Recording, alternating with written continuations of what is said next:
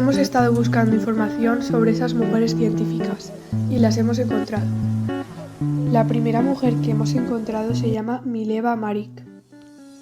Esta chica era la mujer de Einstein. Fue su primera esposa y se divorció de él en el 1919.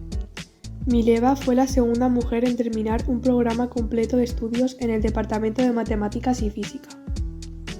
Ella nació el 19 de diciembre de 1875 y falleció el 4 de agosto de 1948, a la edad de 72 años. En la actualidad se discute si ella fue víctima del robo de sus ideas matemáticas, sin darle reconocimiento. Básicamente dicen que la teoría de la relatividad comenzó gracias a ella, pero que no se le reconoció. Además, más tarde Einstein ganó un premio Nobel. También hemos investigado un poco sobre Margarita Salas.